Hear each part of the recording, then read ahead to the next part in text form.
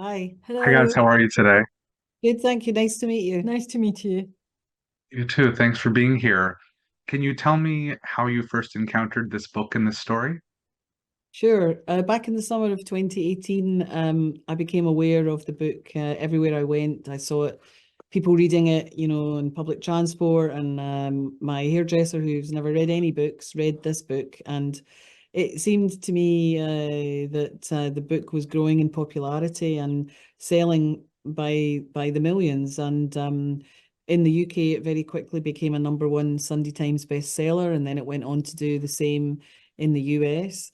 And I was curious about what it was about a story of the Holocaust from a survivor's point of view that was connecting with people, and what it was that was really engaging people. And once I read the book, I completely understood, because of course it's the most inspiring story of two young people who are faced with unimaginable horror, and who yet find it possible to resist the dehumanization meted out against them, and they find a way to connect with each other and to love. And that just seemed like such an inspiring message, and such a story of hope, because whatever circumstances people may find themselves in their lives, however dark their lives become, it was obviously connecting with readers, and reminding them that they could, find love, and they could find empathy in other human beings. So yeah, it seemed like really great territory for a very complex and engaging drama. So we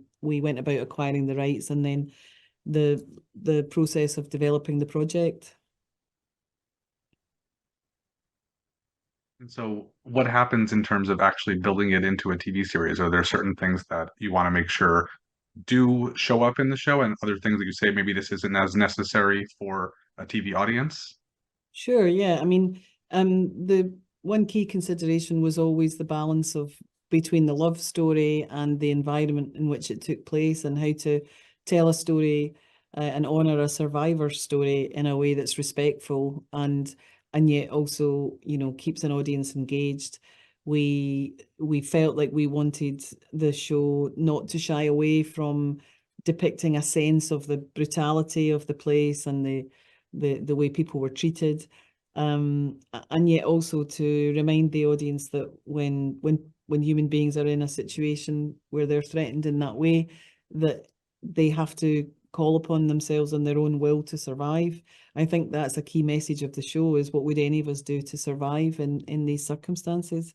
We obviously, as you've seen, took the decision to tell the story between two time frames. So we frame the story in the book with the relationship between the real Heather Morris and Lali Sokolov, because it was just such a rich and wonderful relationship that they had, and it seemed like a really interesting way, and it felt like it helped us understand the nature of trauma in an elderly person. So although he was liberated from the camp as a younger man, 60 years later, here he is still being haunted by the ghosts of the past, and by the difficulties of what he had to experience. So yeah.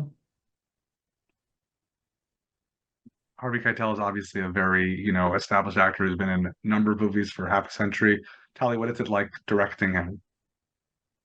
It was Harvey is an inspiration for me.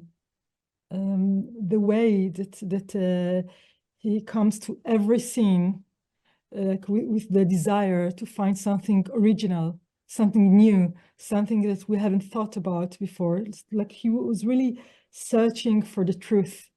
And to me, this is like Lali's journey throughout the show, searching for truth. Lali wants to go back to his dark memories and try to understand, am I a good person? Am I a bad person? I was like part of the Nazi system. What does it say about me? Why did I survive and other people didn't? And all these like questions that Lali are struggling with. I felt that Harvey is taking like this mission to go to like really to go on a search, on a journey to find this in himself. And that was quite inspiring for me. So the show that I found haunting from what I've seen is the idea that, you know, he sees his demons very literally in front of him in the present. Was that a decision you knew you wanted to do from the start? Is that something that sort of tied in with the book also?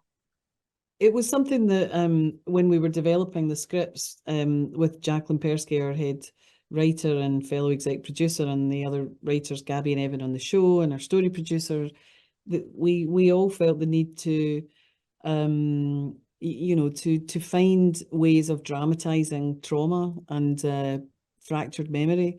And you know, we felt that it was very clear to us that Beretsky, for example, was a character that was present in Lali's life always, no matter what stage of his life he was at. So we felt like the way to dramatize that was to put those ghosts in the room, if you like. I mean, they're a manifestation of Lali's misplaced guilt and shame.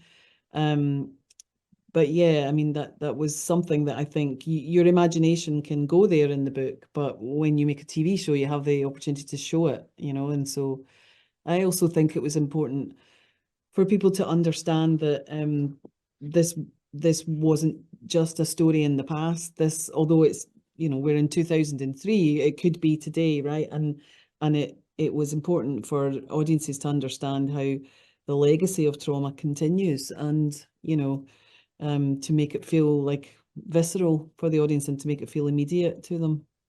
Yeah, every moment in his life, until the last day of his life, he's living this trauma. Auschwitz never left him.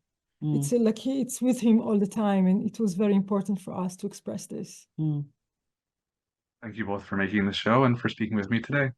Thank you very much.